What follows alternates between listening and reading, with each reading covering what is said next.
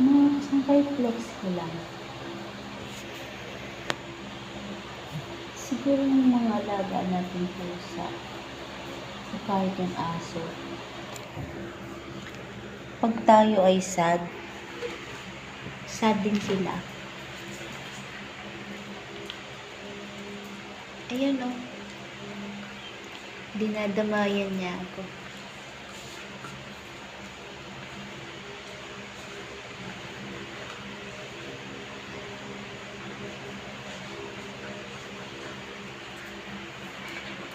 Ang galing niya mga kasangkay. Ang galing niya. Kalahin niyo ba naman?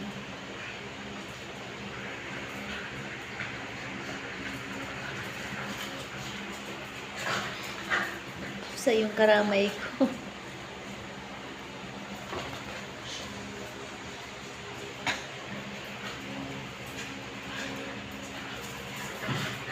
Punta na siya sa tulugan. Lumipat. Nung last month, nag-visit ako dito sa house ko. Sinadya ko yung itihayang ganyan kasi tulugan niya. Tapos ngayon, nag-change siya ng tulugan. Nandun siya natutulog sa altar ng kapatid ko. Wala, natutuwa lang ako. Nadamayan ako ng mga alaga namin.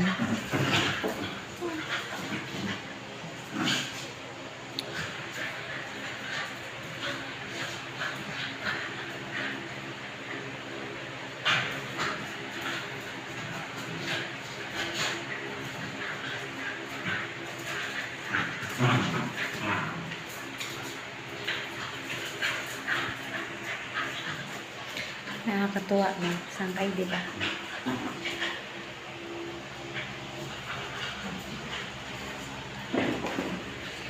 Kunting panahon na lang. Titira na kami dito sa house namin. Next year, after graduation. Promise po. At ito, mapapaayos na namin to. Ito yung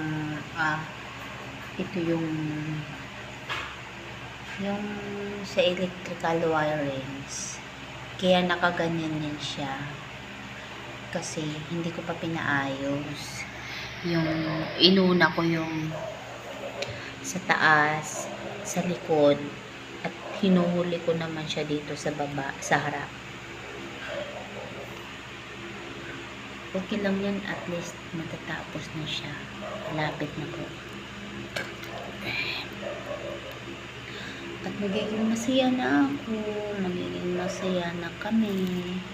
Kasi magkakasama na kami ng mga alaga namin. Ayun siya, natutulog siya doon sa altar ng kapatid ko.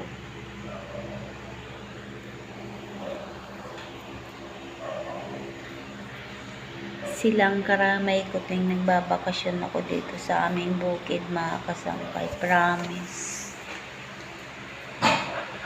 Siyempre, wala naman akong magawa. Ako lang mag-isa. So, anong gagawin ko? Magtatagay ako. Anong gagawin ko? Pangabang gagawin.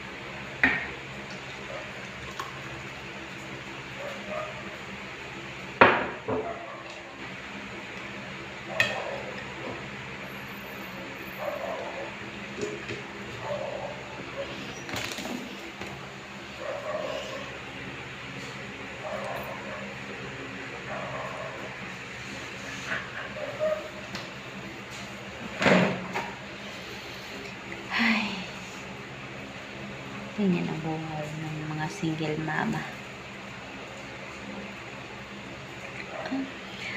Buhay single mama. Ang tanging karamay, ng mga alaga, mga alagang aso, mga alagang pusa.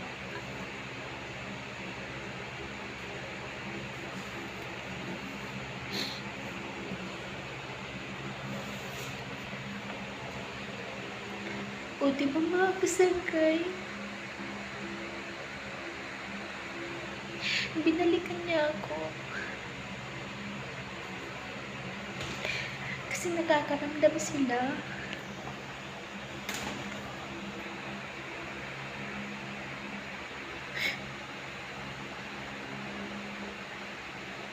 I love you, Himer. I love you.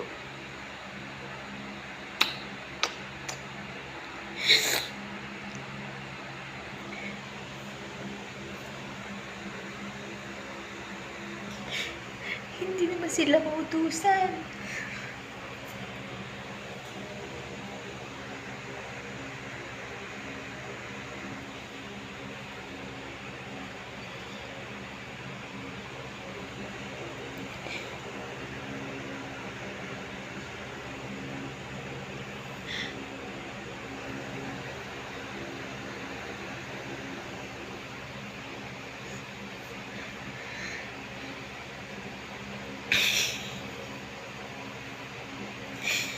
Sorry po. Nakakatuwa lang yun. Alaga ba?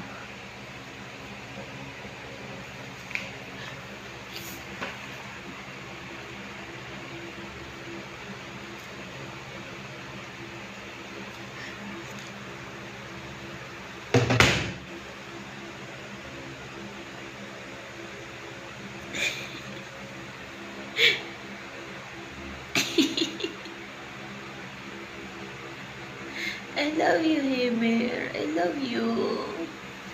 I love you, baby.